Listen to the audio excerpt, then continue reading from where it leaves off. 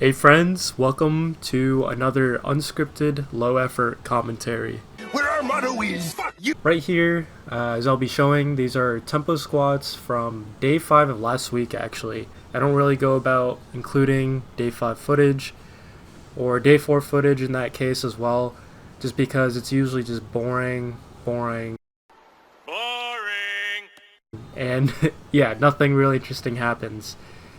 Anyways, this day used to be the day where I do pin squats, and since my knee has been doing a little bit better, Alex has made me do just regular tempo squats. The count can be whatever I want, so I'm going for kind of around a 2 count right now.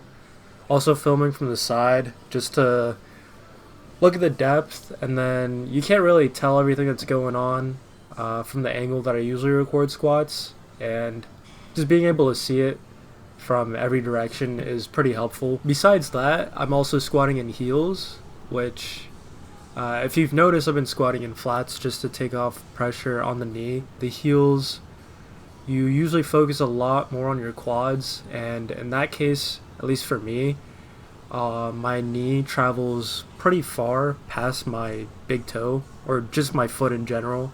I think that's been giving me a bit more knee pain. That's why we've waited so long to go back to heels.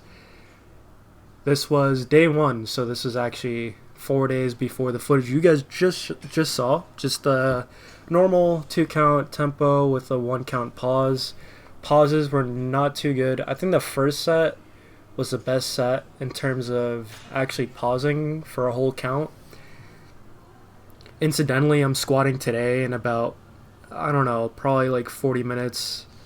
I'll leave to go squat, and I'm probably just gonna keep the weight around 365 the whole time instead of moving up to 375 like I did here for the last 2 sets, just so I can work on the pause and having a lot more control on the bottom. Going back to the knee, it's felt alright. It's okay, especially if I warm up. I won't really feel it during the sets. It's just the day after, it'll be pretty sore at times. As long as I'm staying active and I'm moving around, it feels fine. But last week in general was pretty lackluster, especially for bench, as you'll see pretty soon. I think this is my 3rd set, and then after my 3rd set of squats, we always have a back off where I just take off 30 pounds of whatever set. Because I did 375 for 2 sets and only did 365 for 1 set, I'll take 375, take off 30 pounds, and boom, 345 for 6.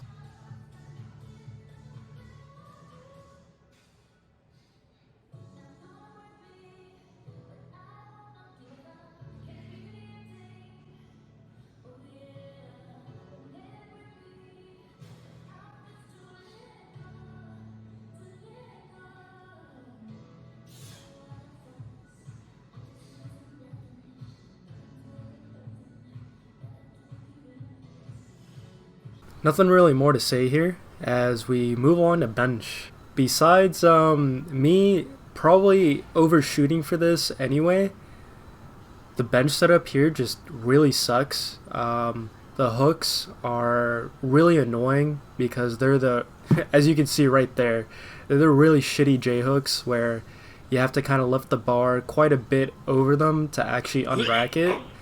The bench itself is pretty narrow. The friction is alright when you put a mat on it, but the bench itself is really low to the ground. I just was not enjoying myself here.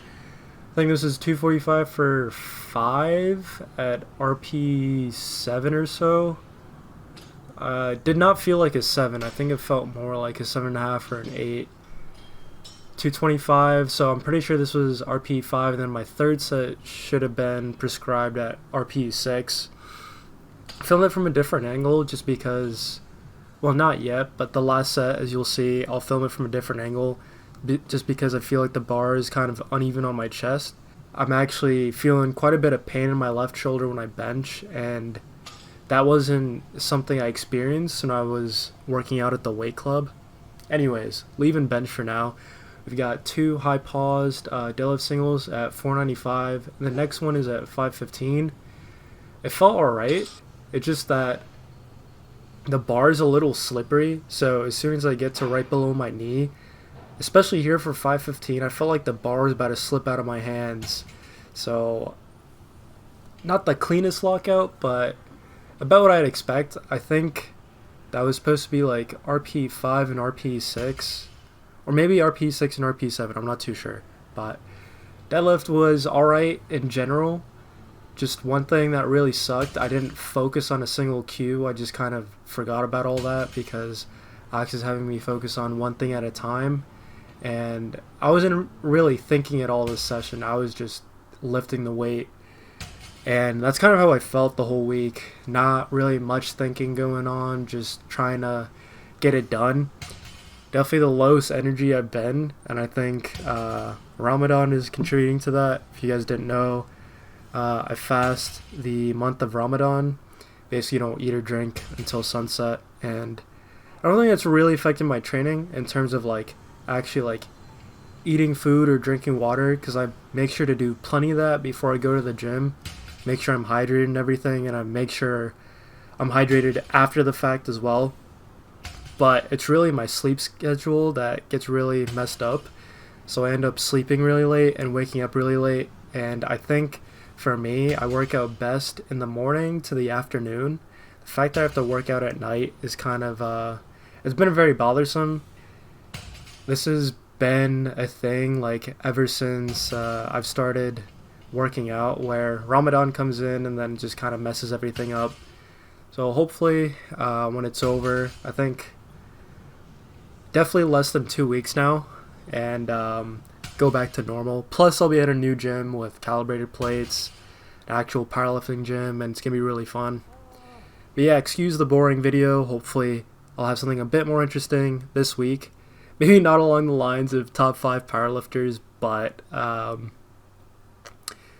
something maybe a little bit more helpful, maybe a little bit more informative, and maybe done to a bit higher quality than most of my videos.